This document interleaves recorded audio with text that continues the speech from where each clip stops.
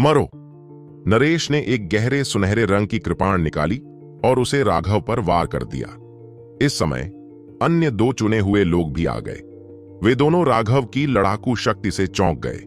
हालांकि उन्होंने सुना था कि राघव बहुत ताकतवर है, लेकिन उसने अभी अभी टेंडन ट्रांसफॉर्मेशन को तोड़ा था। उसकी आभा अभी स्थिर नहीं हुई थी और उसे पहले स्वर्ग चरण तक पहुंचने के रूप में भी नहीं गिना जा सकता था। और फिर भी उनके पहले आदान प्रदान में उसने नरेश को कष्ट पहुंचाया। राघव से निपटना स्पष्ट रूप से उतना आसान नहीं था जितना वह दिखाई देता था।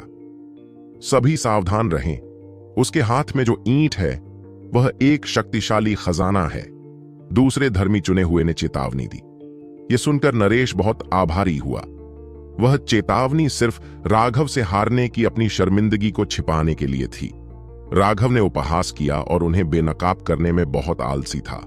उसने ईंट हटा दी और डेविल डेकैपिटेटर को बुलाया। डेविल डेकैपिटेटर अब मार्ग में तंत्र से गुजरने के कारण निशानों से ढका हुआ था। राघव इन तीनों चुने हुए लोगों को मारने की नीयत से भरा हुआ था। इससे पहले वह उनके कारण लगभग मर ही गया था। वह दहाड़ उठा। उसकी आवाज उनके कानों में आकाशीय गड़गड़ाहट की तरह गूंज रही थी। शैतान का सिर काटने वाला उन तीनों पर झपटा। पूरा मकबरा हिल गया। छत से रेत और मिट्टी बरसने लगी। राघव को दर्जनों मीटर पीछे धकेल दिया गया, लेकिन वह उत्साह से भरा हुआ था। टेंडन ट्रांसफॉर्मेशन में आगे बढ़ने के बाद उसकी ताकत पूरी तरह बदल गई थी। अब वह अपनी शारीरिक शक्ति को और भी अधिक सटीक रूप से नियंत्रित करने में सक्षम था। तीनों चुने हुए लोग हैरान रह गए। तीनों मिलकर काम करने के बाद भी राघव को घायल नहीं कर पाए थे। इसके बजाय वे उसकी शक्ति के कारण कुछ कदम पीछे हट गए। दूसरे शब्दों में, जब वे सभी अपनी पूरी ताकत का उपयोग करते हैं तो राघव को उनके समान स्तर पर होना चाहिए।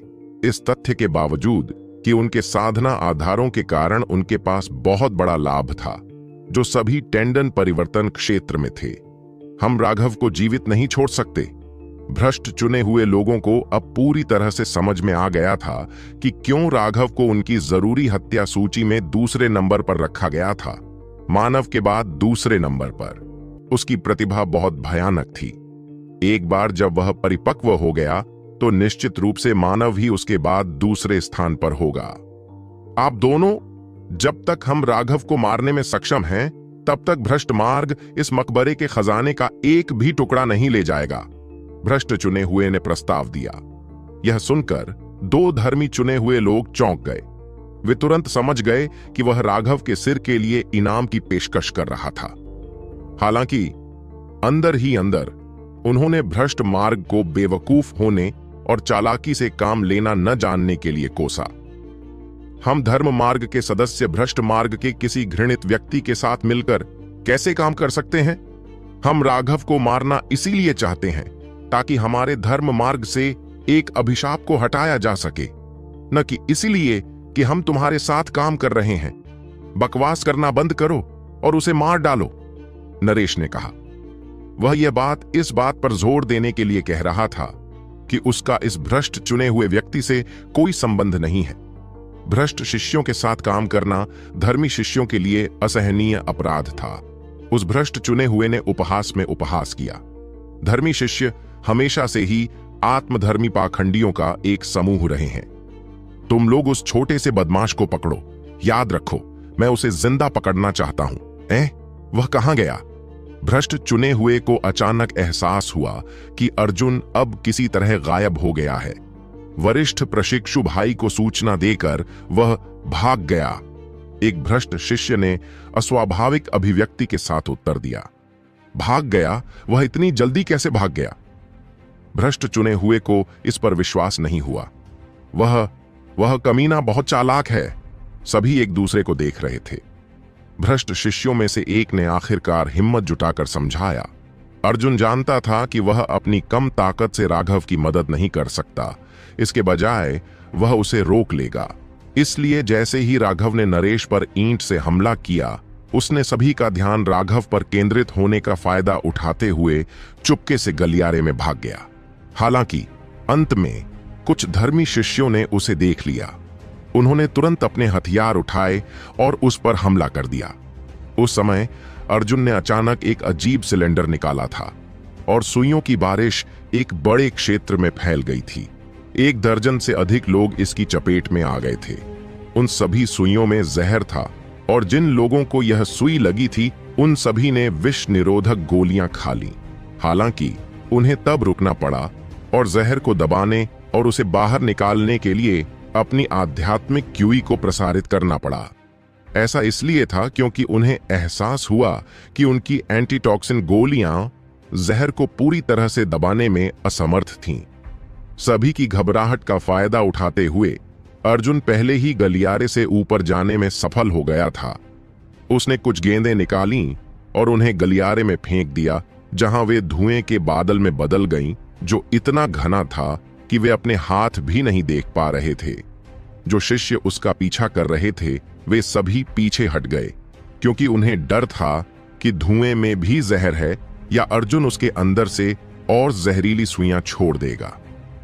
जब तक धुआं खत्म हुआ, अर्जुन बहुत पहले ही गायब हो चुका था।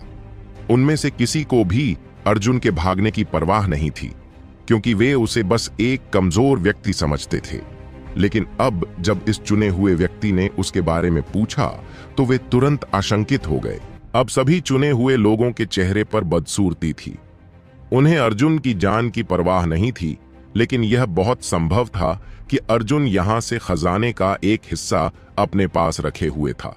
वास्तव में वह उनमें से अधिकांश को अपने पास रख सकता था। हालांकि वह पहले ही भाग चुका था और उनके लिए उसे पकड़ना संभव नहीं था। अब उन तीनों ने पूरी तरह से राघव पर ध्यान केंद्रित किया। राघव ने आलस से डेविल डेकैपिटेटर को अपने कंधे पर रख लिया और उदासीनता से उन तीनों की ओर देखने लगा। मरना चाहते हो तो आओ, मरना चाहते हो तो आओ। राघव ने अपने कंधे पर डेविल डेकैपिटेटर को टिकाकर ठंडी मुस्कान बिखेरी। उसकी आभा लगातार बढ़ रही थी, मानो ज्वालामुखी ऊर्जा जमा कर रहा हो। एक बार यह फट गया तो यह दुनिया को नष्ट कर सकता है। राघव की नजर में ऐसा कोई नहीं था जिसे वह नहीं मारेगा, चाहे वे भ्रष्ट या धार्मिक मार्ग से हों। इससे कोई फर्क नहीं पड़ता कि उनके पास किस तरह का तर्क है। अगर वे उसे मारने की हिम्मत करते हैं तो उन्हें मारने से उसे कोई दुख नहीं होगा। तीनों चुने हुए लोग उसे सावधानी से देख रहे थे। उस पिछले परीक्षण आदान प्रदान से वे सभी बता सकते थे कि राघव बेहद भयानक था। उसके बारे में सबसे डरावनी बात उसका वर्तमान रूप नहीं था, बल्कि यह थी कि वह भविष्य में क्या बनेगा। एक बार जब वह परिपक्व हो जाएगा तो वह उनसे बिल्कुल अलग स्तर पर होगा। भ्रष्ट चुने हुए लोग नहीं चाहते थे कि धर्मी मार्ग से कोई दूसरा मानव प्राप्त हो, जबकि 2 धर्मी चुने हुए लोग नहीं चाहते थे कि कोई दूसरा व्यक्ति उनके ऊपर प्रकट हो। यह विशेष रूप से सच था क्योंकि वह व्यक्ति एक दुश्मन था। अब तक उन दोनों को आदेश मिल चुका था कि वे अब राघव को निशाना न बनाएं। उन्हें आदेश दिया गया था कि उसे मारने का काम मानव पर छोड़ दें, ताकि उसे एक और शानदार उपलब्धि मिल सके। लेकिन हालात उन्हें मजबूर कर रहे थे। वे उन आदेशों की ज्यादा परवाह नहीं कर सकते थे। अगर उन्हें इस मकबरे के खजाने चाहिए थे तो उन्हें राघव को मारना ही था। भ्रष्ट शिष्यों, हम खजाने की लड़ाई से पीछे हट रहे हैं। मार्ग की रक्षा करो। आज हम केवल हत्या कर रहे हैं, भ्रष्ट चुने हुए ने आदेश दिया। हां, एक शक्तिशाली कृपा पात्र ने शेष भ्रष्ट शिष्यों को अपने नियंत्रण में ले लिया और उन्हें मार्ग की कड़ी सुरक्षा करने के लिए प्रेरित किया। भ्रष्ट शिष्यों ने वास्तव में ताबूत को छोड़ दिया था। यह देखकर धर्मी शिष्यों को खुशी हुई। नरेश ने अपने पीछे खड़े कृपा पात्रों में से एक पर नजर डाली। वह कृपा पात्र नरेश के ही संप्रदाय से था। वह तुरंत नरेश की बात समझ गया और ताबूत संभालने चला गया। राघव, यह जगह पहले एक मकबरा थी। क्या तुम सिर्फ खुद को दफनाने के लिए यहां आए हो? नरेश ने व्यंग्य किया। इस जगह का फेंग शुई वाकई बुरा नहीं है। कितना सुंदर आकाश है, कितनी मुलायम धरती है। गर्मियों में पानी नहीं टपकता, सर्दियों में जमता नहीं। लेकिन मैंने तुम्हारे लिए यह जगह चुनी है। हालांकि कुत्तों को उसके साथ दफनाने से कब्र के मालिक को बुरा लग सकता है, लेकिन कम से कम तुम सब अपनी प्रतिष्ठा के हिसाब से कुत्ते हो, इसलिए मुझे यकीन है कि वह मुझ पर बहुत गुस्सा नहीं करेगा। राघव ने उदासीनता से जवाब दिया। तीनों चुने हुए लोगों के चेहरे पर और भी ज्यादा गुस्सा आ गया। राघव का मुंह वाकई बहुत ज्यादा क्रूर था। उसके मुंह के पीछे की आक्रमण शक्ति उसकी मुट्ठियों से जरा भी कम नहीं थी। राघव, मैं तुम्हें निश्चित रूप से मौत से भी बदतर जीवन जीने पर मजबूर कर दूंगा। नरेश ने सबसे पहले हमला किया। उसकी कृपाण नीचे गिर गई, जिससे हवा में लहरें उठने लगीं। वे लहरें अंतरिक्ष के दबाव को झेलने में असमर्थ होने के कारण पैदा हुई थीं। चुने हुए लोग बहुत शक्तिशाली थे। उनके हमले बहुत सघन थे। उनमें थोड़ी सी भी शक्ति का रिसाव नहीं था, जिससे वे बहुत डरावने हो गए। आपका सपना बहुत बड़ा है, लेकिन दुर्भाग्य से आप अंत में इसे प्राप्त नहीं कर पाएंगे। राघव की आध्यात्मिक क्यूई तेजी से प्रसारित हुई और डेविल डिकैपिटेटर ने नरेश पर वार किया। कान फाड़ देने वाले विस्फोट के साथ पूरा मकबरा हिल गया। नरेश को राघव की शक्तिशाली ताकत से पीछे धकेल दिया गया। कच्ची शक्ति के मामले में अब जबकि वह टेंडन परिवर्तन तक पहुंच चुका था, राघव नरेश से कम एक स्तर ऊपर था। उसे पीछे धकेलने के बाद राघव को अपने वर्तमान शक्ति स्तर का सामान्य ज्ञान हो गया था। डेविल डिकैपिटेटर ने हवा में एक गहरा चाप काटा, जिसमें पिछले वार से बची हुई कुछ गति अभी भी थी, जो अन्य धर्मी चुने हुए व्यक्ति पर वार करने के लिए पर्याप्त थी। वह व्यक्ति बहुत पहले से तैयार था और उसकी तलवार अजीब तरीके से कांपती हुई राघव की तलवार से टकराने के लिए आगे बढ़ी। जैसे ही उनके हथियार टकराए, उसकी तलवार की कंपन बढ़ गई और राघव को लगा कि उसकी शक्ति का एक बड़ा हिस्सा नष्ट हो गया है। उसके लिए सबसे अधिक चौंकाने वाली बात यह थी कि उस व्यक्ति की तलवार एक चुंबक की तरह थी, जो उसकी तलवार को अपनी ओर खींच रही थी तथा उसे वापस खींचने नहीं दे रही थी। उन्होंने पहली बार ऐसी विचित्र तकनीक देखी थी और आश्चर्य के कारण उन्हें नुकसान उठाना पड़ा। उनका संतुलन बिगड़ गया, जिसके कारण उन्हें खेलने का मौका मिल गया। जहां तक उसके 3 विरोधियों की बात है, वे चुने हुए लोग थे जो पहले ही 100 से ज्यादा लड़ाइयों का अनुभव कर चुके थे। जैसे ही मौका मिला, वे उस पर टूट पड़े। भ्रष्ट चुने हुए व्यक्ति की तलवार ने बिजली की गति से राघव की कमर पर वार किया, जिससे उसे बचने का कोई समय नहीं मिला। उसकी तलवार विशेष रूप से खास थी। यह हाथ की हथेली जितनी चौड़ी थी, 3 फीट से ज्यादा लंबी थी और इसके नुकीले किनारे कांटों से ढके हुए थे, जो अविश्वसनीय रूप से दुष्ट लग रहे थे। यह किसी अज्ञात पदार्थ से बनी थी, लेकिन यह पूरी तरह से लाल थी, जिससे भयावह हवा निकल रही थी। उसके हमले से पहले ही खून की गंध हवा में भर गई थी। सबसे भयावह बात यह थी कि उसकी तलवार में हजारों प्रतिशोधी आत्माएं थीं। जैसे ही उसने हमला किया, राघव को लगा जैसे उस पर अनगिनत भूतों ने हमला कर दिया हो। इस प्रकार के हथियारों को धर्म मार्गियों ने भ्रष्ट हथियार कहा है। ये भ्रष्ट मार्ग की गुप्त तकनीकों के माध्यम से बनाए गए दुष्ट हथियार थे। भ्रष्ट शिष्यों में से अधिकांश ने ऐसे हथियारों का इस्तेमाल किया। हालांकि इन हथियारों की ताकत केवल उन सामग्रियों से संबंधित नहीं थी जिनसे वे बने थे। इससे भी महत्वपूर्ण बात यह है कि इस हथियार पर ऋण अंकित थे। जब भी इस तरह के हथियार से किसी व्यक्ति की मृत्यु होती थी, तो उस व्यक्ति के आक्रोश का एक हिस्सा उसमें समा जाता था। जब किसी व्यक्ति की हत्या होने वाली होती है, तो वह अनिच्छा, क्रोध, भय, मूलतः नकारात्मक भावनाओं के समूह से भर जाता है। जहां तक इन भ्रष्ट हथियारों की बात है, वे उन नकारात्मक भावनाओं को अवशोषित करने में सक्षम थे। जितना अधिक वे मारते, उतने ही अधिक शक्तिशाली होते जाते। कौन जानता था कि प्रत्येक भ्रष्ट चुने हुए ने कितने लोगों को मारा था। जब भी वे हमला करते थे, उनके हथियार उस शक्तिशाली आक्रोश को बाहर निकालते थे और वह आक्रोश साधारण इष्ट की मानसिक सुरक्षा को तुरंत नष्ट करने में सक्षम था। यद्यपि उसने जानबूझकर उन पर निशाना नहीं साधा था, फिर भी 2 धर्मी चुने हुए लोग भी अब भ्रष्ट चुने हुए लोगों के हमले से प्रभावित हो रहे थे तथा उनकी आत्माओं में चुभन भरी पीड़ा महसूस हो रही थी। यहां तक कि वे दोनों भी प्रभावित हुए थे। इसलिए यह स्पष्ट था कि राघव के लिए यह कितना बुरा था, जिसे हथियार का निशाना बनाया जा रहा था। दोनों धर्मी चुने हुए लोग घबरा गए। यह भ्रष्ट चुना हुआ व्यक्ति उनकी अपेक्षा से कहीं अधिक शक्तिशाली था और उन्होंने उसके विरुद्ध अपनी चौकसी बढ़ा दी। राघव इस भ्रष्ट तलवार में निहित आध्यात्मिक हमले से हैरान था। हालांकि उसकी आध्यात्मिक शक्ति अत्यंत शक्तिशाली थी। किसी भी विशेष आत्मा तकनीक को कभी नहीं सीखने के बावजूद इस आध्यात्मिक हमले का प्रभाव उसके खिलाफ इतना बड़ा नहीं था। इस समय राघव की कृपाण अभी भी उस व्यक्ति की तलवार पर लगी हुई थी। जैसे ही सभी ने सोचा कि राघव भ्रष्ट तलवार से मारा जाने वाला है, राघव के दूसरे हाथ में एक ईंट दिखाई दी और उसने उसे अपनी कमर पर रख लिया, जिससे तलवार अवरुद्ध हो गई। भ्रष्ट चुने हुए का हमला बहुत शक्तिशाली था। राघव का शरीर कांप उठा और वह पीछे की ओर गिर गया। इससे उसे उस व्यक्ति की लगभग चुंबकीय तलवार से बचने में भी मदद मिली। हे, यह ईंट वाकई खराब नहीं है, यह अकल्पनीय रूप से कठोर है। राघव ने ईंट को एक तरफ रख दिया। इस बार उसने वाकई बहुत लाभ कमाया था। भले ही वह इस जगह से कुछ और न पा सके, लेकिन उसकी स्थानिक अंगूठी में ईंटों का पहाड़ ही उसे यह एहसास दिलाने के लिए काफी था कि उसने सोना पा लिया है। अर्जुन ने पहले ही कहा था कि इन ईंटों को लगातार शुद्ध किया जा सकता है। एक बार जब उन्हें 100 बार तपा दिया जाता है तो उनकी शक्ति 10 गुना बढ़ जाती है। मकबरे के मालिक ने इस बहुमूल्य सामग्री को साधारण ईंटों की तरह ही समझा था।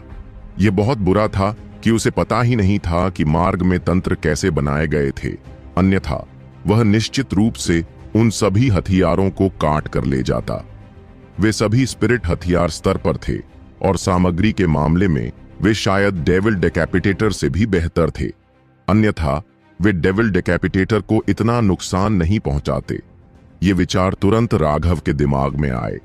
उसने धर्मी शिष्यों की ओर देखा और देखा कि वे ताबूत खोलने की पूरी कोशिश कर रहे हैं। वहां 10 शिष्य भारी हथियारों से लगातार ढक्कन को तोड़ रहे थे। एक साथ काम करते हुए ढक्कन को अब 7 इंच की तरफ धकेल दिया गया था। आखिरकार यह देखना संभव हो गया कि ताबूत को कैसे एक साथ रखा गया था। ढक्कन में कुछ अजीब खांचे थे जो ताबूत के बाकी हिस्से में बिल्कुल फिट बैठते थे। इसे खोलने का कोई तरीका नहीं था, इसलिए वे इसे सिर्फ एक तरफ खिसकाकर ही खोल सकते थे। हालांकि यह अभी भी स्पष्ट नहीं था कि यह ताबूत किस तरह के पत्थर से बना था। यह वास्तव में एक पहाड़ जितना भारी था और कई शक्तिशाली कृपा पात्रों के साथ 10 मुख्य शिष्य इसे बहुत धीरे धीरे खिसकाकर नीचे गिराने में सक्षम थे। उस दृश्य को देखकर राघव ने उपहास किया। उसने देखा कि ढक्कन को धकेलने वाले सभी शिष्य मठ के शिष्य थे। वे धर्मी शिष्य जो ज्वांटियन मठों से नहीं थे, वे सभी केवल बगल से देख रहे थे। उनके घबराए हुए हाव भाव से यह स्पष्ट था कि वे अंदर जाने के लिए तैयार नहीं थे। वे जानते थे कि अगर अंदर कोई खजाना भी होगा तो वह उनका नहीं होगा। इसे मठ के अधिक संख्या वाले और अधिक शक्तिशाली शिष्यों द्वारा ले लिया जाएगा, लेकिन वे भी ऐसे ही जाने को तैयार नहीं थे, इसलिए वे यहां झिझक रहे थे। अगर खजाना वाकई स्वर्ग विरोधी था तो भले ही उन्हें अपनी जान जोखिम में डालनी पड़े, फिर भी उन्हें कोशिश करनी होगी और देखना होगा कि क्या वे इसे प्राप्त कर सकते हैं। हालांकि राघव ने केवल एक पल के लिए ही उन पर नजर डाली थी, लेकिन वह तुरंत समझ गया कि वे क्या सोच रहे थे। डेविल डेकैपिटेटर हिल गया और कृपाण क्यूई कमरे में भर गया। इस बार राघव ने तीनों चुने हुए पर हमला करने की पहल की। इससे पहले वह अचानक पकड़े जाने के कारण बहुत कष्ट झेल चुका था। अब वह देखना चाहता था कि उसकी ताकत किस स्तर तक पहुंच गई है।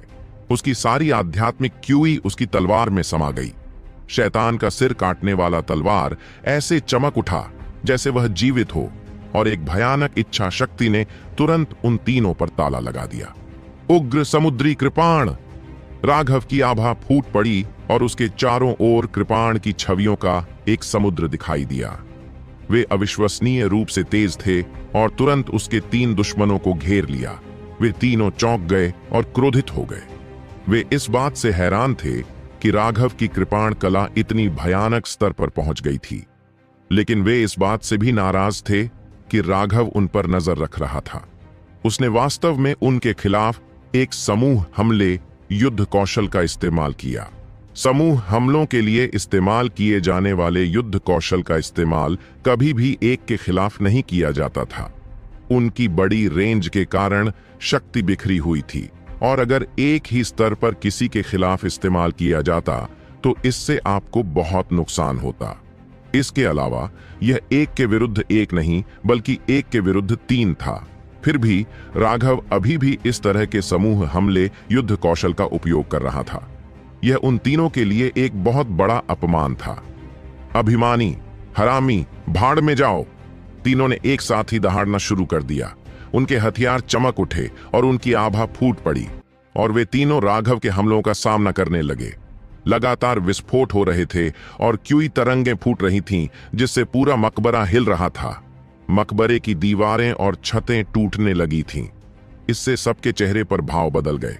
छत से रेत और मिट्टी बह रही थी। अगर छत गिर गई तो सभी लोग यहीं जिंदा दफन हो जाएंगे। 4 आकृतियां पागलों की तरह एक दूसरे पर वार कर रही थीं। ताबूत खोलने पर ध्यान केंद्रित करने वाले लोगों के अलावा हर कोई इस लड़ाई को देखकर भयभीत था। यह चुने हुए लोगों की लड़ाई है, भयानक। उन चारों को इतनी तीव्रता से लड़ते देख बाकी सभी शिष्य कांप उठे। चलो शक्ति के बारे में बात नहीं करते, केवल यह आक्रमण गति ही मेरे लिए प्रतिक्रिया करना असंभव बनाने के लिए पर्याप्त है। वे चारों इतने तेज थे कि उनकी आंखों में कोई भी चीज नहीं थी। कभी कभी वे किसी को चोट लगते हुए साफ देख लेते थे, जिससे गंभीर चोट लग सकती थी या मौत नहीं। लेकिन फिर उन्हें अचानक एहसास होता कि यह सिर्फ एक दिखावा था। वे बहुत तेज थे। वे सिर्फ देखते हुए भी किसी भी चीज पर प्रतिक्रिया करने में पूरी तरह से असमर्थ थे। अगर वे लड़ते भी तो इतनी तेज गति की लड़ाई में वे कुछ कैसे कर पाते? केवल कुछ शक्तिशाली इष्ट पुरुष ही जानते थे कि इस स्तर की लड़ाई व्यावहारिक रूप से सहज प्रवृत्ति से लड़ी जाती थी। मस्तिष्क इतने कम समय में प्रतिक्रिया करने में असमर्थ था। सटीक निर्णय लेने का कोई तरीका नहीं था, क्योंकि जब तक आप तय करते कि क्या करना है तब तक हमला आप पर हो चुका होता। रुद्राक्ष को भी इस तरह के प्रशिक्षण से गुजरना पड़ा, क्योंकि वे भी एक दिन चुने हुए स्तर तक पहुंच सकते थे। उनके लिए अपनी युद्ध क्षमता बढ़ाने का सबसे अच्छा तरीका युद्ध था। लगातार युद्ध के जरिए वे अपने युद्ध के अनुभव को बढ़ाते थे। वे सिर्फ अपने ही क्षेत्र के लोगों से ही नहीं लड़ते थे। कभी कभी उनके संप्रदाय के बुजुर्ग भी उन्हें ज्यादा अनुभव देने के लिए व्यक्तिगत रूप से उनसे लड़ते थे। इससे उन्हें पहले ही क्षण सहज प्रतिक्रिया करने में मदद मिली, चाहे हमला किसी भी तरह का हो। वे लगभग तुरंत ही सबसे सीधा, सबसे प्रभावी जवाबी हमला कर सकते थे। चुने हुए लोग सिर्फ अपनी महान प्रतिभा या अपनी अजेय इच्छा शक्ति के कारण ही मजबूत नहीं थे। सबसे महत्वपूर्ण बात यह थी कि उनके संप्रदायों ने उन्हें कितना प्रयास और प्रशिक्षण दिया था। उनके संप्रदायों द्वारा चुने गए लोगों के प्रयासों से उन्हें एक ऐसी चमक छोड़ने का मौका मिला जिसने दूसरों को चकित कर दिया। लेकिन उस चमक को बनाए रखना इतना आसान नहीं था। एक बार जब वह चमक टूट जाती तो यह उनके दांव दिलों के लिए एक विनाशकारी झटका होता। यही कारण था कि चुने हुए को पराजित होने की अनुमति नहीं दी जा सकती थी, खासकर उन अन्य चुने हुए लोगों को नहीं जिन्हें उनके समान स्तर पर माना जाता था। प्रकाश को राघव से इतनी नफरत इसलिए थी क्योंकि उससे मिली हार ने उसके दांव हृदय में रुकावट पैदा कर दी थी। यदि वह व्यक्तिगत रूप से राघव को नहीं मार पाता तो वह हृदय शैतान बन जाता और वह कभी भी अस्थि निर्माण क्षेत्र में कदम नहीं रख पाता। यदि राघव को कम से कम चुने हुए व्यक्ति की उपाधि मिली होती तो उसे थोड़ा बेहतर महसूस होता और प्रभाव इतना गंभीर नहीं होता। जहां तक यिन लो की बात है, हालांकि उसका पैर राघव ने काट दिया था, यिन लो का दांव हृदय अधिक स्थिर था और इसके अलावा वह राघव और मोन्यान दोनों के सहयोग के कारण हार गया था। इससे उसके दांव हृदय पर कोई असर नहीं पड़ा। चुने हुए लोगों को अपराजित रिकॉर्ड बनाए रखना था। अगर वे किसी ऐसे व्यक्ति से हार जाते जो उनसे ज्यादा ताकतवर माना जाता था तो यह एक बात थी, लेकिन अपने ही स्तर के प्रतिभाशाली लोगों के खिलाफ उन्हें बेहद सतर्क रहना था और आसानी से कोई कदम नहीं उठाना था। यहाँ के मुख्य शिष्यों और अनुग्रहित लोगों के लिए चुना हुआ व्यक्ति शायद ही कभी लड़ता था। यही कारण था कि वे पूरी तरह से इस लड़ाई पर ध्यान केंद्रित कर रहे थे। उम्मीद कर रहे थे कि शायद अपनी लड़ाई से कुछ ऐसा समझ सकें जो उनकी मदद करेगा। हालांकि मुख्य शिष्य उनकी लड़ाई से पूरी तरह से चकित थे और वे स्पष्ट रूप से यह आदान प्रदान भी नहीं देख पा रहे थे। कुछ भी समझ पाना तो दूर की बात थी। केवल शक्तिशाली इष्ट ही वास्तव में अपनी लड़ाई से कुछ अंतर्दृष्टि प्राप्त करने में सक्षम थे। हालांकि जैसे जैसे वे देखते गए, उनके हाव भाव बदल गए। उन्हें एहसास हुआ कि राघव के लड़ने के तरीके में कोई निश्चित शैली या पैटर्न नहीं था। उनके संप्रदाय के बुजुर्गों ने उन्हें पहले ही चेतावनी दे दी थी कि जब दो लोगों की ताकतें अपेक्षाकृत समान स्तर पर हों तो विजेता वह होगा जो अपने प्रतिद्वंद्वी की कमजोरी का पता लगाने में कामयाब होगा। उनकी कमजोरी को जानने के लिए आपको उनकी लड़ाई के तरीके और लय को समझना होगा। जहां कोई रास्ता नहीं है, वहां रास्ता बनाकर ही आप अपने प्रतिद्वंद्वी को हरा सकते हैं। यह शतरंज खेलने जैसा था। अगर दोनों खिलाड़ी विशेषज्ञ हों तो अपने प्रतिद्वंद्वी को कुछ ही चालों में हराना असंभव था। आपको अपने प्रतिद्वंद्वी के पैटर्न को समझना था और फिर उनकी आदतों के अनुसार रणनीति बनानी थी। आपको उन्हें कदम दर कदम जाल में फंसाना था और फिर एक झटके में उनकी जान ले लेनी थी। यही कारण था कि शक्तिशाली रुद्राक्ष का ध्यान मुख्य रूप से 4 लोगों की युद्ध शैली और लय पर केंद्रित था। यद्यपि वे बहुत तेज थे, फिर भी शक्तिशाली रुद्राक्ष प्रत्येक आदान प्रदान को स्पष्ट रूप से देखने में सक्षम थे। और ऐसा इसलिए था क्योंकि वे अपनी लड़ाई को स्पष्ट रूप से देख सकते थे, इसलिए वे अविश्वसनीय रूप से हैरान थे। वे सभी राघव की अनियंत्रित लड़ाई शैली से अचंभित थे। तीनों चुने हुए लोग तेज और निर्दयी थे और उनके हमले के तरीके स्पष्ट नहीं थे। उन्होंने अपने हमले के तरीके को छिपाने के लिए स्पष्ट रूप से विशेष प्रशिक्षण लिया था, लेकिन हालांकि उन्होंने उन्हें बहुत अच्छी तरह से छिपाया था और कोई भी अवसर नहीं दिख रहा था, फिर भी ये शक्तिशाली कृपा पात्र लाभ उठाने के लिए कुछ स्थानों के संकेत देखने में सक्षम थे, चाहे वह उनकी स्थिरता, चपलता या निर्दयता में हो। हालांकि राघव की लड़ाई शैली उन तीनों के लिए बेहद परेशान करने वाली थी। उसकी कोई निश्चित शैली नहीं थी।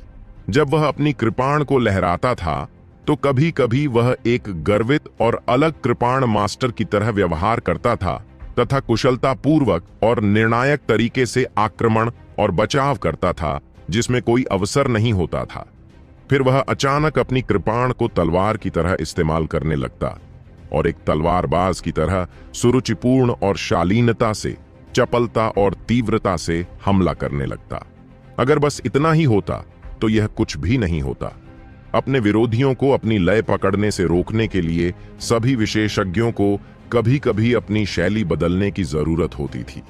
यह पूरी तरह से सामान्य बात थी, लेकिन फिर कभी कभी राघव एक पागल की तरह व्यवहार करता था जिसे मार्शल आर्ट के बारे में कुछ भी नहीं पता था। अपने कृपाण को दोनों हाथों से पकड़कर वह उसे बेतरतीब ढंग से काटता था, अपने ऊपर आने वाले किसी भी हमले को अनदेखा करते हुए। और यह सब नहीं था। उनके लिए सबसे चौंकाने वाली बात यह थी कि जब राघव बेतरतीब ढंग से इधर उधर वार कर रहा था तो उसने अचानक एक ईंट निकाली और उसे चारों ओर पटक दिया, जिससे वे सभी चौंक गए। उन्होंने न केवल ईंट का प्रयोग किया, बल्कि उन्होंने गेंद को तोड़ने वाले पैरों से लात, चेहरे पर थप्पड़ और सभी प्रकार के अपरंपरागत हमले भी किए। उनमें से कुछ को तो खून की खांसी आ गई जब उन्होंने देखा कि लड़ते समय राघव ने अचानक किसी के चेहरे पर थूक दिया। उस थूक से बचने के लिए नरेश ने राघव की ईंट से वार झेला था। उसकी नाक अब टूट चुकी थी और उसका चेहरा थोड़ा अंदर धंस गया था। हालांकि नरेश वास्तव में चुने जाने के योग्य था।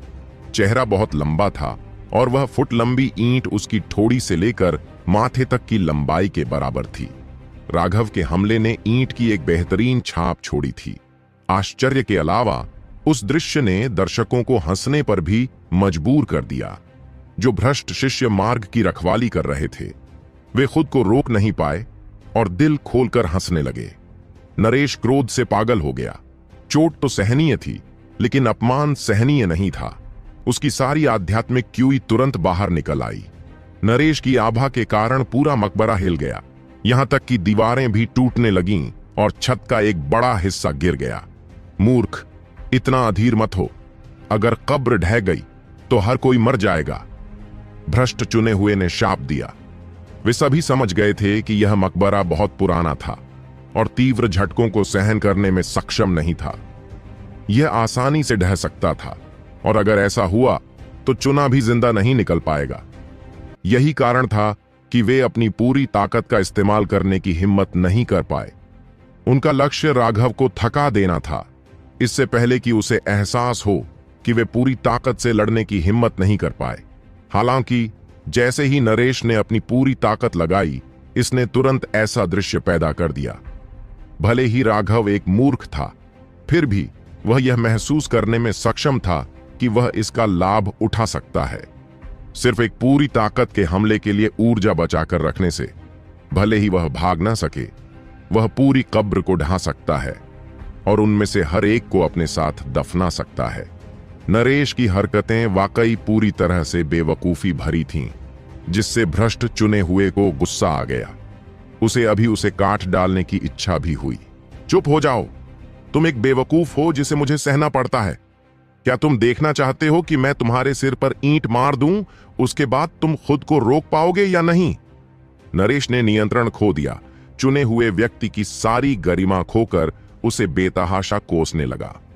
नरेश की नजर में इस बेवकूफ को कुछ भी समझ नहीं आया। कोई भी प्रतिष्ठित चुना हुआ व्यक्ति ईंट से चेहरे पर प्रहार सहने में कैसे सक्षम हो सकता है? झगड़ा बंद करो, पहले राघव को मार डालो, दूसरे धर्मी चुने हुए ने सलाह दी। नरेश और भ्रष्ट चुने हुए के बीच अभी भी चिंगारी उड़ रही थी, लेकिन वे दोनों जानते थे कि अभी ऐसा करने का समय नहीं है।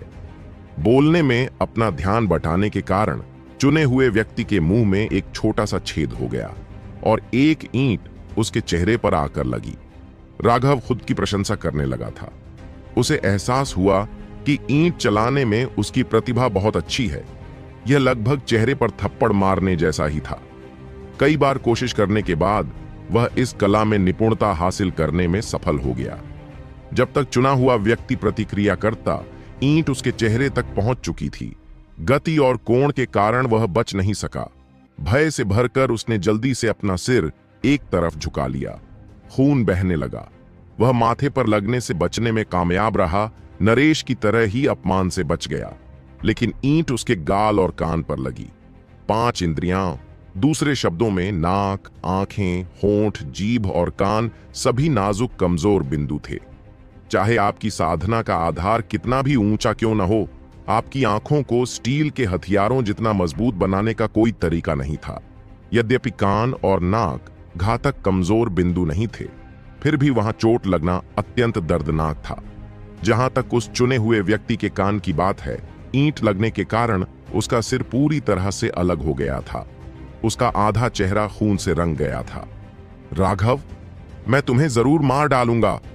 वह चुना हुआ व्यक्ति तुरंत पागल हो गया। उसकी डरावनी आभा फूट पड़ी और उसकी आंखें पूरी तरह लाल हो गईं। शांत हो जाओ, शांत हो जाओ। अब नरेश और भ्रष्ट चुने हुए लोगों की चेतावनी देने की बारी थी। शांत हो जाओ। मेरा कान कट गया है तो मैं कैसे शांत हो सकता हूं? मुझे रोकने की कोशिश भी मत करो। अगर मैं मर भी जाऊं तो भी मुझे इस कमीने को मारना ही होगा।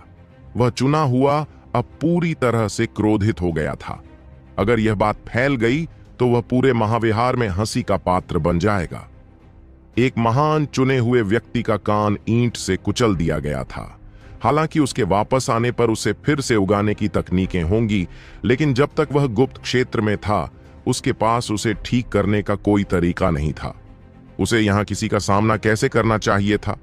हालांकि नरेश का चेहरा थोड़ा अंदर धंस गया था, लेकिन उसके शरीर के सभी अंग अभी भी मौजूद थे और यह जल्दी ही ठीक हो जाएगा।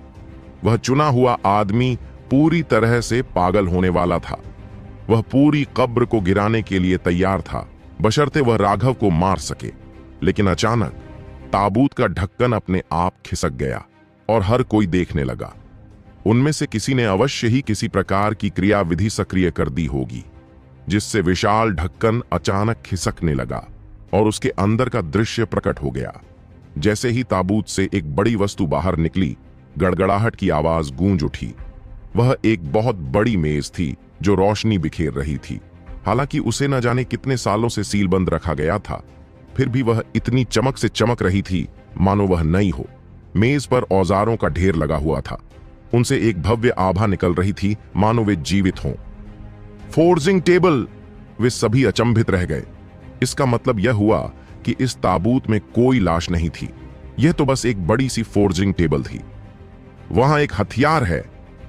तेज नजर वाले किसी व्यक्ति ने देखा कि मेज पर एक चमकता हुआ हथौड़ा रखा हुआ था।